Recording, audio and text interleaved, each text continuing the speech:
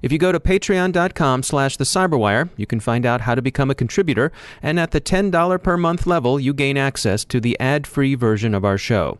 It's the same Cyberwire, just without the ads. So check it out, patreon.com/thecyberwire. Thanks. The U.S. Army bans all use of DJI commercial off-the-shelf drones.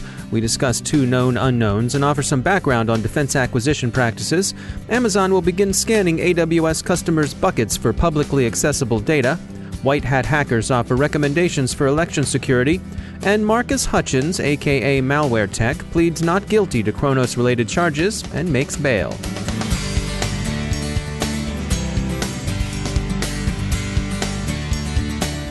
And now something about our sponsors at E8 Security. We've all heard a great deal about artificial intelligence and machine learning in the security sector, and you might be forgiven if you've decided that maybe they're just the latest buzzwords.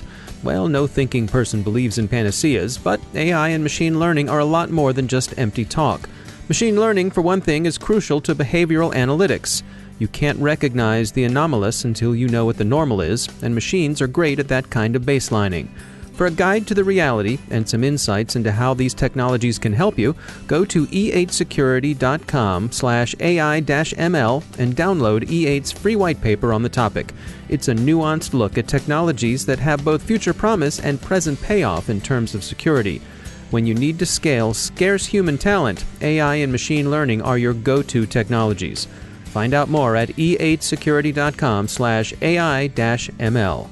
And we thank E8 for sponsoring our show.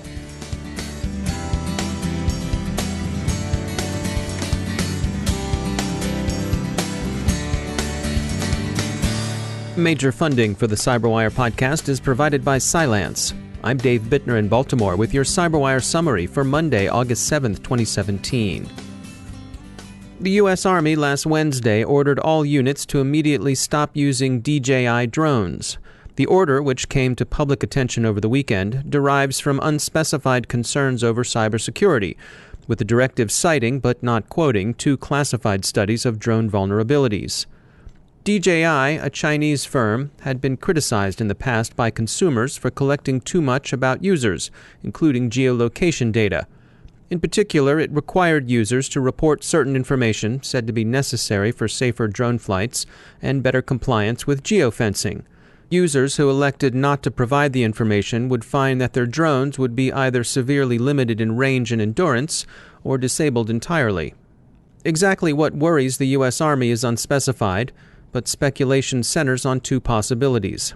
Either the risk of collection against Army operations by a Chinese company that could presumably share the information gathered with its government, or the possibility of drones being disabled remotely by either the vendor or hackers. Such concerns are, of course, not mutually exclusive.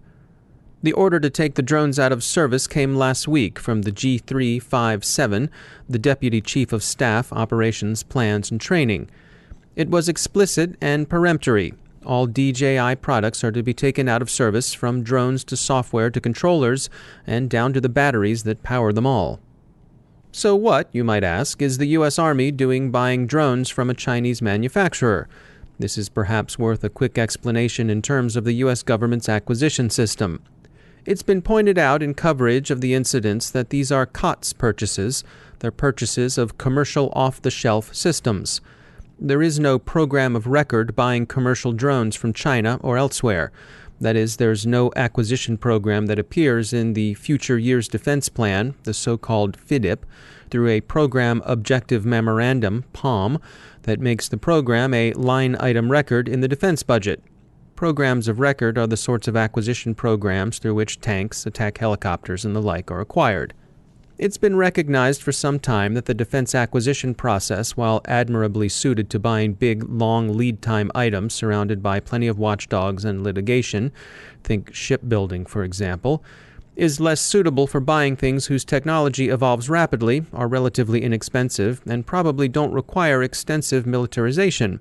So notoriously, IT purchases have tended to be encumbered rather than facilitated by the acquisition system. In areas where civilian technological development outpaces military development, it makes sense to authorize quick purchases of relatively low-cost items. Drones are a good example, and DJI drones, also called quadcopters, they carry cameras mostly for photographers and hobbyists. They can be bought online for between $500 and $3,000. DJI drones were COTS purchases. Two interesting questions remain open. First, what vulnerabilities is the U.S. Army worried about? And second, why does the ban cover just DJI? Why would their products be particularly objectionable? There are lots of other photo drones out there of comparable performance and price, and many of those are made in China too, but the G3 singled out DJI for mention in dispatches. The story is developing. Turning to data breaches, it's been noted that many of this year's high-profile incidents have so far been cases of inadvertent exposure of databases stored in clouds.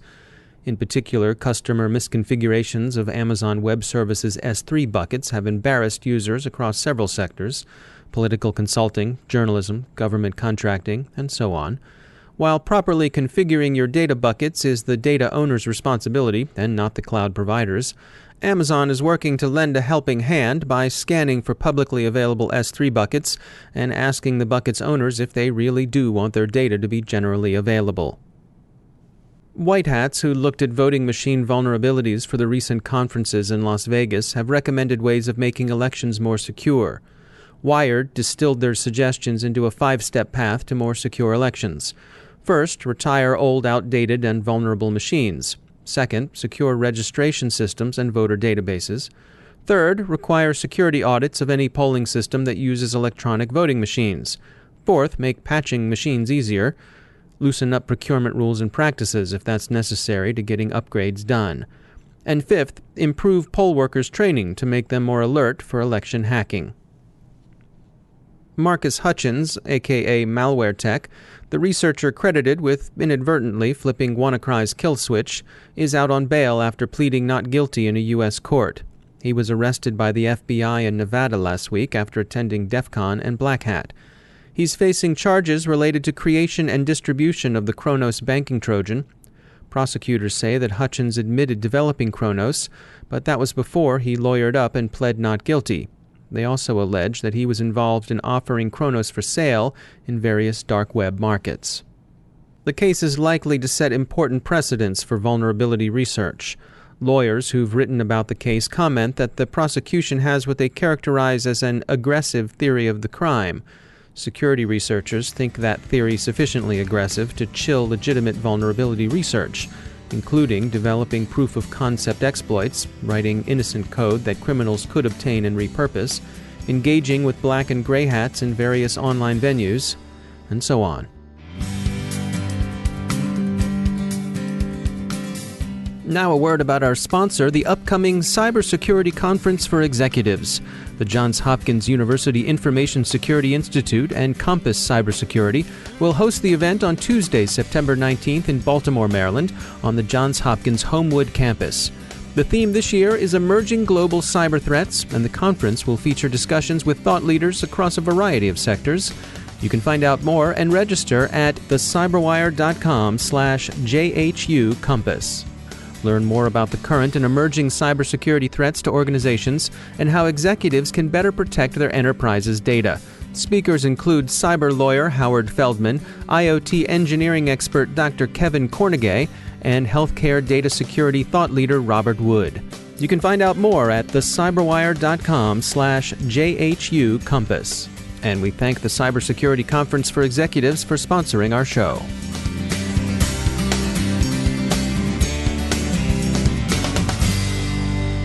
And I'm pleased to be joined once again by Dale Drew. He's the Chief Security Officer at Level 3 Communications. Dale, great to have you back. We see from time to time people have this notion that organizations should be allowed to hack back. When someone comes at them, they should be able to not only to defend, but to strike back. What's your take on this? I think hacking, I think the idea of hackback is a signal of the frustration that we cannot solve this bad guy problem as quickly as we need to. And so, it's intended to put the tools in the hands of the victim so that they can go back to the system that is breaking into them, get access to that system, remove the application that's attacking them, and potentially either delete or recover data that's been stolen from them. So for example, there's Tom Graves, who was a Republican out of Georgia, has introduced a bill in Congress called the Act of Cyber Defense Certainty. And this isn't the first hackback legislation that's been proposed, but it was one that was sort of released as the result of the impact of WannaCry. My biggest concern about things like hackback legislation is just the law of unintended consequences. Right. As an example, when you're getting attacked by a system and you now have the legal cover to be able to break into that system the same way the bad guy did and be able to stop the attack, you don't know the system you're breaking into. You don't know the purpose that this system is doing. So you don't know if it's a medical device. You don't know if it's a mission critical system. Right. And then you're relying on the forensic capability of the victim to be able to figure out which application and which user is causing the damage. And you're giving them the authority to alter that system. You're giving them the authority to kill the application or delete the user or alter the system state so no one else can break in, as well as deleting data that you believe might be your data. But who knows what you're actually potentially deleting on the system. And so one is, what happens when you put that sort of power and authority into someone else's hands and they cause unintended consequences. Because the bad guy is breaking into somebody else's computer to break into yours. And so you're going to break into that other company's computer to try to stop it, but you could be causing damage. The other one is, while that might be eventually illegal in the U.S., you might be accessing systems outside the U.S., and so you don't know where your legal authority begins and ends because the internet is a global apparatus. It's not a U.S.-based apparatus. You might be legal in the U.S., but breaking the law internationally. And if you cause damage on that computer internationally, you're liable for it, where the bad guy is liable for it only if they can get caught. You're liable for it because you're doing it under the color of law, apparently the color of law.